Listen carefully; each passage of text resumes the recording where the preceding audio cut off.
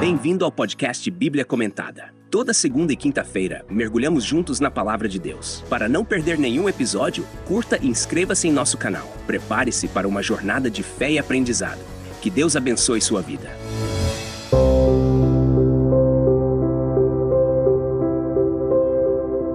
O Salmo 21 é uma bela expressão de louvor e gratidão a Deus por sua proteção, sua bondade e suas bênçãos derramadas sobre o rei.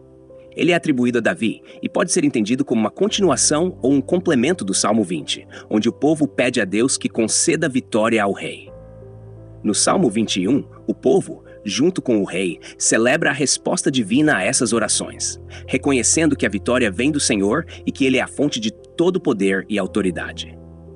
O Salmo começa com uma declaração de alegria e exultação pelo rei que se regozija na força do Senhor. No verso 1, lemos: O rei se alegra na tua força, Senhor, e na tua salvação grandemente se regozija. Aqui o salmista enfatiza que a força do rei não vem dele mesmo, mas de Deus. O rei não se regozija em sua própria habilidade ou poder, mas na força que o Senhor lhe concede. Isso nos lembra que, em nossa própria vida, todas as vitórias e conquistas devem ser atribuídas a Deus, pois é Ele quem nos capacita e nos fortalece. No verso 2, o salmista continua: Concedeste-lhe o desejo do seu coração e não lhe negaste a súplica dos seus lábios. Essa linha sugere que Deus não apenas atende às orações, mas também concede os desejos do coração que estão alinhados com a sua vontade. Isso ecoa a promessa encontrada em Salmos 37, verso 4, onde está escrito: Deleita-te também no Senhor, e Ele te concederá os desejos do teu coração. No contexto histórico, vemos que os reis de Israel, especialmente Davi, frequentemente buscavam a direção e a aprovação de Deus antes de entrar em batalhas ou tomar decisões importantes. A confiança do rei em Deus resultava em bênçãos tangíveis, como vitória na guerra e paz no reino. O verso 3 do Salmo 21 descreve a resposta generosa de Deus às orações do rei. Pois vais ao seu encontro com bênçãos de bondade, pões na sua cabeça uma coroa de ouro fino. Este verso simboliza a aprovação e o favor divino. A coroa de ouro fino representa a honra e a autoridade que Deus confere ao rei. Historicamente, a coroa é um símbolo de soberania e poder.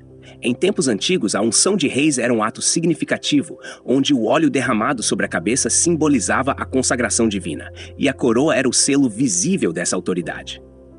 Aqui, vemos que Deus não apenas abençoa o rei, mas também o coroa com glória e honra, refletindo a ideia de que toda autoridade e poder vem de Deus, conforme exposto em Romanos capítulo 13, verso 1. Não há autoridade que não venha de Deus. As autoridades que existem foram por Ele estabelecidas. O verso 4 destaca a bênção da longevidade. Vida lhe pediste, e Ele te deu, mesmo longura de dias para sempre e eternamente. Esse verso pode ser entendido como uma promessa de vida longa e próspera para o rei, mas também aponta para a esperança messiânica de um reino eterno. No Novo Testamento, essa ideia é expandida em Cristo, o Rei Eterno, cuja ressurreição garante vida eterna para todos os que creem. A ressurreição de Jesus e sua ascensão ao trono celestial cumprem essa promessa de maneira suprema, garantindo que o seu reinado não terá fim, conforme mencionado em Apocalipse capítulo 11, verso 15. E o sétimo anjo tocou a trombeta, e houve grandes vozes no céu que diziam: Os reinos do mundo vieram a ser de nosso Senhor e do seu Cristo, e ele reinará para todo sempre. Nos versos 5 e 6, o salmista continua a descrever as bênçãos de Deus sobre o rei. Grande é a sua glória pela tua salvação. Glória e majestade puseste sobre ele, pois o abençoaste para sempre. Tu o encheste de alegria com a tua presença. Aqui, vemos uma referência clara à glória e à majestade que Deus concede ao rei. A salvação de Deus traz não apenas livramento, mas também honra e exaltação. A menção à alegria com a tua presença sugere que a maior bênção que o rei pode experimentar é estar na presença de Deus. A presença divina é fonte de alegria incomparável, como refletido em Salmos 16, verso 11. Far-me-ás ver a vereda da vida. Na tua presença há plenitude de alegria. A tua mão direita há delícias perpetuamente. O verso 7 é uma declaração de confiança. Porque o rei confia no Senhor, e pela misericórdia do Altíssimo nunca vacilará. A confiança do rei em Deus é a base de sua estabilidade. A palavra misericórdia, aqui traduzida do hebraico chesed, implica uma lealdade amorosa e fiel de Deus para com o seu povo. Esta confiança na misericórdia de Deus assegura que o rei permanecerá firme e inabalável, independente das circunstâncias. Esse tema de confiança inabalável em Deus é repetido em toda a Escritura, especialmente em Provérbios, capítulo 3, versos 5 e 6. Confia no Senhor de todo o teu coração e não te estribes no teu próprio entendimento. Reconhece-o em todos os teus caminhos e ele endireitará as tuas veredas. Nos versos seguintes, do 8 ao 12, o tom do salmo muda, enfatizando a justiça de Deus contra os inimigos do rei. A tua mão alcançará todos os teus inimigos, a tua destra alcançará aqueles que te odeiam. Tu os farás como um forno aceso quando te manifestares. O Senhor os devorará na sua ira e o fogo os consumirá. Seu fruto destruirás da terra e a sua descendência dentre os filhos dos homens. Porque intentaram o mal contra ti, maquinaram o ardil, mas não prevalecerão. Portanto, tu os porás em fuga.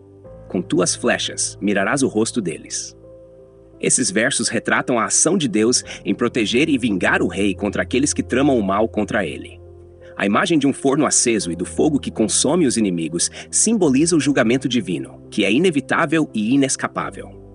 A justiça de Deus é apresentada aqui como um fogo consumidor, algo que é corroborado em Hebreus capítulo 12, verso 29. Porque o nosso Deus é um fogo consumidor. A destruição dos inimigos é completa, não deixando nem fruto nem descendência. Esse conceito de justiça retributiva era comum no antigo Israel, onde a retribuição divina era vista como uma forma de Deus manter a ordem e a justiça no mundo. A confiança do salmista na proteção e justiça de Deus é uma confiança na própria natureza divina, que é justa e reta. No Novo Testamento, vemos uma transformação desse conceito, onde Jesus ensina a amar os inimigos e a orar por aqueles que nos perseguem, conforme registrado em Mateus, capítulo 5, versos 43 a 48. No entanto, a justiça de Deus ainda permanece como um tema central, sendo que no final dos tempos, conforme Apocalipse capítulo 20, verso 11 a 15, Deus julgará todos de acordo com suas obras. O Salmo termina com um chamado para que Deus seja exaltado. Exalta-te, Senhor, na tua força. Então cantaremos e louvaremos o teu poder. Este verso final é um convite à adoração. Reconhecendo que todas as vitórias e bênçãos vêm de Deus, o povo se compromete a exaltar o Senhor e a louvar seu poder. A adoração é a resposta apropriada ao reconhecimento da grandeza de Deus. Esta exortação à exaltação divina se alinha com o tema encontrado em toda a Bíblia, onde a adoração é o objetivo final da criação. Em Apocalipse capítulo 4, verso 11, lemos: Digno és, Senhor, de receber glória e honra e poder, porque tu criaste todas as coisas e por tua vontade são e foram criadas. Em um contexto mais amplo, o Salmo 21 reflete a relação entre Deus e o rei de Israel, onde o rei é visto como representante divino na terra. A ideia de que o rei reina pela graça e bênção de Deus é fundamental para a teologia do Antigo Testamento. Os salmos, como poesia e oração, servem para expressar as emoções e experiências de Israel em relação a Deus. Eles são cânticos de louvor, súplica, agradecimento e reflexão, e são usados tanto no culto público quanto na devoção privada. Na época de Davi, o uso dos salmos no culto estava profundamente enraizado na vida religiosa de Israel. Os salmos eram cantados em diversas ocasiões, como celebrações de vitórias, coroações, festas religiosas e até mesmo em momentos de luto e arrependimento. A estrutura poética dos salmos, com seus paralelismos e ritmos, facilita a memorização e o cântico comunitário.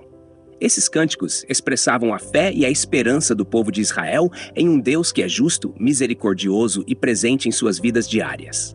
Salmo 21, com seu louvor pela vitória e proteção divina, pode ter sido cantado após uma batalha ou em uma celebração de coroação, quando o povo e o rei reconheciam publicamente que sua segurança e prosperidade vinham de Deus. Esta prática de atribuir vitórias a Deus é comum em várias partes da Bíblia, como em Êxodo capítulo 15, onde Moisés e os filhos de Israel cantam ao Senhor após a travessia do Mar Vermelho. Aplicando o Salmo 21 aos dias de hoje, podemos ver nele um chamado à gratidão e confiança em Deus em todas as situações. Assim como o rei Davi, somos convidados a reconhecer que todas as bênçãos em nossa vida vêm de Deus e que é Ele quem nos sustenta em todas as nossas batalhas, sejam elas físicas, emocionais ou espirituais. Em última análise, o Salmo nos leva a adorar a Deus por sua bondade, justiça e poder. lembrando-nos de que, em todas as coisas, devemos exaltar o nome do Senhor, pois é por ele que vivemos, nos movemos e existimos, conforme Atos capítulo 17, verso 28. Esta meditação sobre o Salmo 21 nos desafia a viver uma vida de contínua dependência de Deus, reconhecendo sua soberania em nossas vidas e confiando na sua justiça em todas as circunstâncias. Que possamos sempre nos alegrar na força do Senhor e confiar na sua misericórdia, sabendo que, assim como fez com Davi, ele também nos coroará com glória e alegria em sua presença.